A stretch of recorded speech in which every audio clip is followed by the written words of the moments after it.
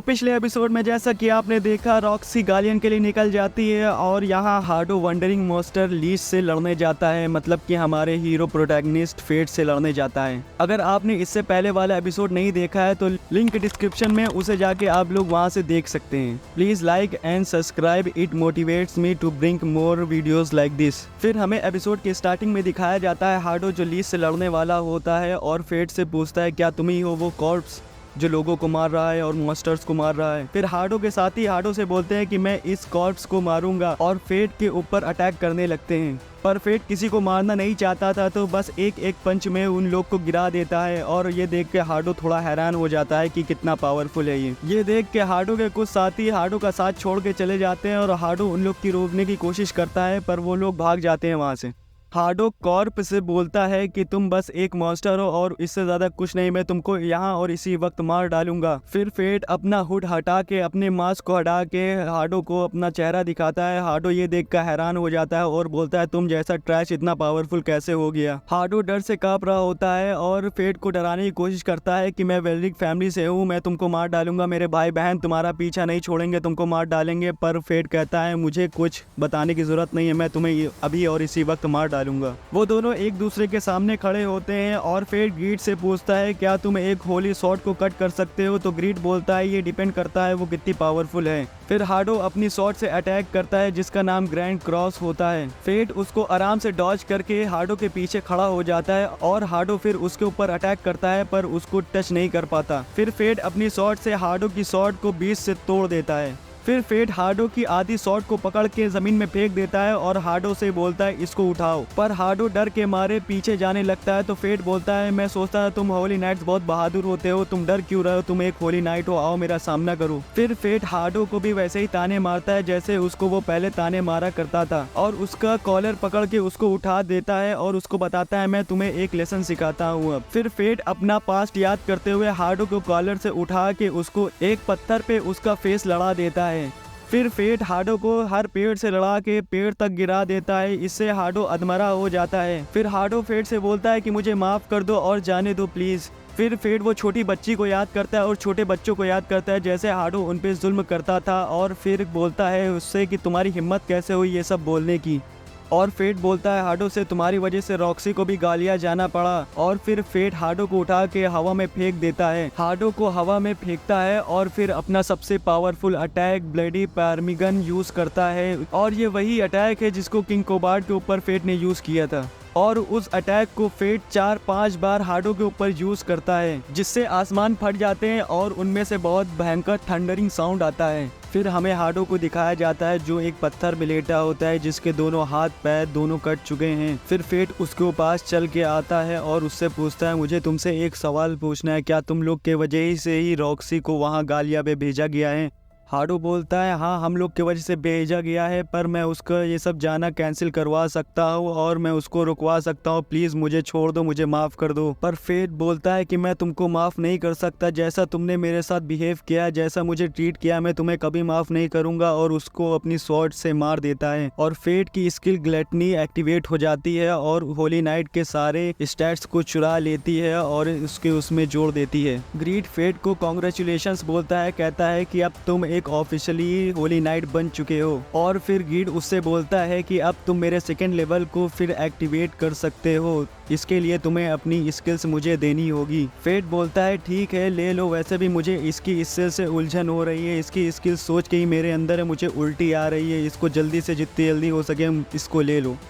और फिर grid fate से उसके स्टैट्स लेने लगता है और एक ग्रेट साइट में बदल जाता है जो बिल्कुल एक सोल रीपर की स्वॉर्ड के जैसे लगता है। और फिर हमें रॉक्सी के हाथ में एक बटरफ्लाई का पेंडेंट दिखता है जिसमें फेट का पत्थर लगा होता है और रॉक्सी उसको पहनकर गालिया के लिए कैरेज से निकल जाती है। हार्ट फैमिली के सारे वर्कर्स और फेट बस पीछे से कैरेज को देखा करते हैं और रॉक्सी वहां से चली जाती है। बाद में हारू फेट से बताती है कि रॉक्सी ने उसके लिए एक लेटर छोड़ा है पर फेट बोलता है मैं इस लायक नहीं हूँ कि उस लेटर को पढूं, मैं अब एक एडवेंचरर बनने जा रहा हूँ और अब मैं यहाँ कोई काम नहीं करूँगा, अब मैं जा रहा हूँ एक एडवेंचर बनने बस। और फेट अपना सामान इकट्ठा करता है, बैग में भरता है और एक वॉरियर बनने के लिए वहाँ से निकल जाता है ताकि वो रॉक्सी की हेल्प कर पाए। जाए। फिर हमें फ्लैशबैक में दिखाया जाता है हारू सान फेट को एक पैसों से भरा बैग देती है उसकी जर्नी के लिए, और इतने सारे पैसे देखकर फेट हारू से बोलता है ये कुछ ज्यादा ही पैसे हैं, पर हारू फेट से बोलती है कि जो तुमने आज तक हर फैमिली के लिए उसके लिए तो ये तो बहुत ही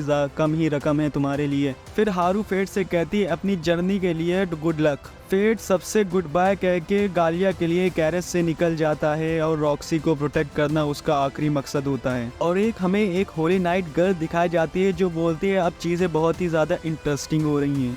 फिर हमें रॉक्सी को गालिया में दिखाया जाता है जो सोल्जर से बोल रही होती है कि हम लोग को तुम लोग की ज़रूरत है डिवाइन ड्रैगन से लड़ने के लिए।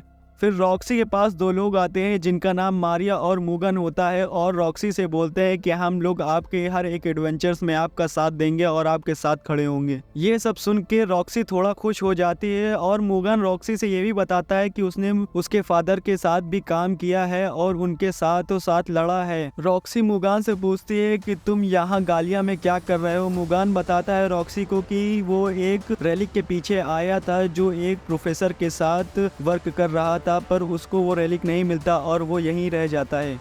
फिर हमें दो साइंटिस्ट गर्ल को दिखाया जाता है जो मरे हुए गॉब्लिन्स के ऊपर रिसर्च कर रही होती है वो कैसे मरे और कौन से हथियार से मरे। उनमें से एक लड़की बोलती है कि ये सब वार तो सिर्फ एक बहुत ही पावरफुल वेपन से किया जा सकता है और उसका नाम इमॉर्टल वेपन है, और ये वेपन आम बात नहीं है किसी को मिलना, और इनसे पता नहीं किसने इसको काटा है। फिर फेट कैरेज से टेट्रा सिटी पहुंच जाता है और वहां उतरते ही बोलता है कि ये चीजें कभी नहीं बदली और ये देश हमेशा ही ऐसा ही रहा। फिर ग्रीड से पूछता है तुम ऐसे बोल रहे हो जैसे तुम यहाँ पहले रह चुके हो, तो फेट ग्रीड को बताता है कि नहीं, यहाँ से मैं गुजर रहा था कैपिटल के लिए तो यहाँ मैं रुका था। मगर फिर हम लोग को फेट की कुछ पुरानी मेमोरीज दिखाई जाती हैं उसके चाइल्डहुड की, जहाँ उसको कुछ लोग पत्थर मार रहे हैं। फेट गालिया के लिए कैरेज करने की कोशिश करता है पर कोई कैरेज तैयार नहीं होती रात में गालिया जाने के लिए, क्योंकि रास्ते में बहुत सारे मॉन्स्टर्स हैं जो उसके ऊपर अटैक कर सकते हैं। फिर फेट को भूख लग जाती है और फेट कुछ खाने चला जाता है। फिर हमें रेस्टोरेंट में एक लड़के को दिखाया जाता है जो कुछ वॉरियर से हेल्प मांग रहा होता है कि उसकी सिटी को बचा ले, मगर वो पैसे बहुत ही थोड़े होते हैं तो वॉरियर्स उसका मजाक उड़ाते हैं और उसके पैसों को जमीन में फेंक देते हैं। जैसे ही वो अपने पैसे उठाने के लिए नीचे झुकता है तो उसके सर पे अपना लात रख देते हैं। पीछे से फेट आ जाता है जो उसके कंधे पे हाथ रखता है और उसको पीछे फेंक देता है और उन लोग को एक एक करके मारता है। वो लड़का फेट को ये सब के लिए शुक्रिया बोलता है पर फेट पीछे मुड़ के उससे कहता है बहुत दिन बाद मिले सेट। जब वो लोग एक दूसरे को देखने लगते हैं तो फिर हमें चाइल्डहुड मेमोरीज दिखाई जाती हैं फेट की, जहां वो एक कुएं से पानी निकाल रहा होता है और कुछ बच्चे उसके ऊपर पत्थर मार रहे होते हैं ये बोलकर कि वो किसी काम का नहीं है,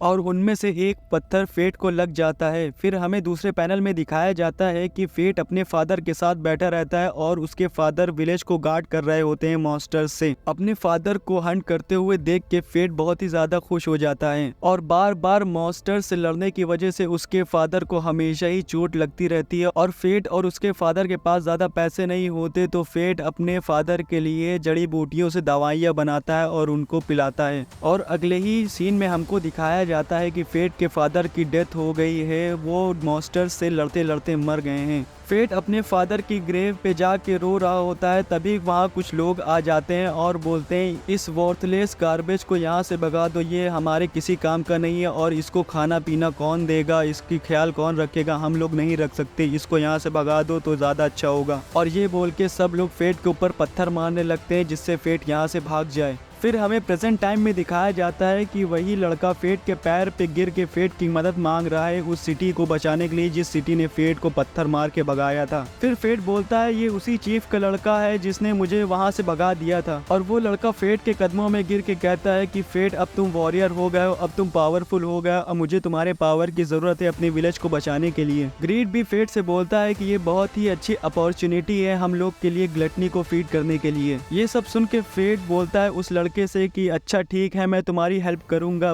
वो लड़का खड़ा हो जाता है और फेट को शुक्रिया बोलता है। फेट अपने मन में बोलता है कि मैं उन लोग को आज भी पसंद नहीं करता जैसा कि उन लोग ने मेरे फादर के साथ किया उनके इतना सब करने के बाद भी। और फेट जैसे ही विलेज में पहुंचता है वहां विलेज का चीफ और उसके साथी अपने लड़के से बोलता है कि तुम फिर से गार्बेज और कूड़ा ही उठा के लाए हो, और वो भी उस कूड़े को उठा के लाए हो जिसको हम लोग ने सालों पहले भगा दिया था अपने शहर से।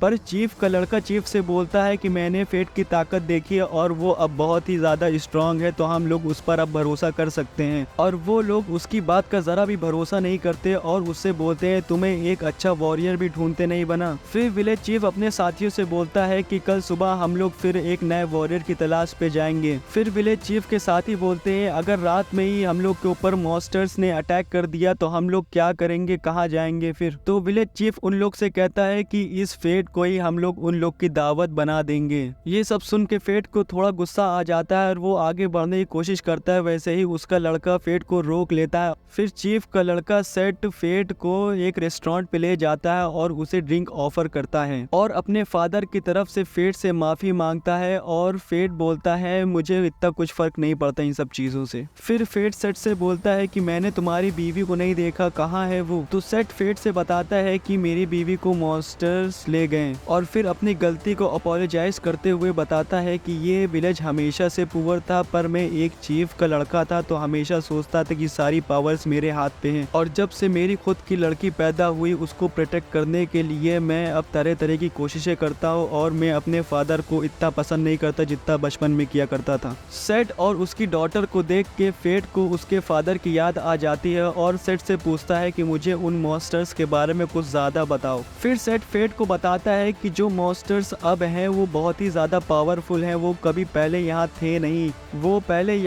नहीं, वो कहीं और से आए और उनकी पावर बहुत ही ज्यादा है, इस वजह से हमने वॉरियर्स को काम देने का सोचा। फिर ग्रीड फेट को बताता है कि सेट की बातें सुन के मुझे लग रहा है वो गारगोयल्स हैं जो विलेज में अटैक कर रहे हैं, वो हमेशा झुंड में आते हैं और बहुत ही पावरफुल हैं। फिर वो छोटी बच्ची फेट को एक कैंडी देती है जिसको फेट खा लेता है और फिर वो दोनों आपस में थोड़ा सा खेलने लगते हैं। सेट के घर में जितना भी खाना होता है वो फेट के पास ला के रख देता है और फेट से माफी मांगता है कि बस मेरे पास इतना ही है। फेट सेट को शुक्रिया बोलता है और जैसे ही वो खाना खाने वाला होता है वो बेहोश हो जाता है। फेट को ऐसा देखकर वो दोनों घबरा जाते हैं और फिर वो लड़की बताती है कि मैंने फेट को एक कैंडी दी थी जिसको ग्रैंडपा ने फेट को देने को कहा था और फेट ने उसको खा लिया है, शायद उसी वजह से हुआ है। फिर सेट बोलता है मुझे नहीं पता था मेरे फादर इतना नीचे गिर जाएंगे और ये सब करेंगे। और सेट फेट को उठाने की कोशिश करता है पर फेट बेहोश हो चुका होता है और वैसे ही वहाँ विलेज से चिल्लाने की आवाजें आने लगती हैं और गारगोयल्स विलेज में आ चुके थे और सबको मारने लगते हैं।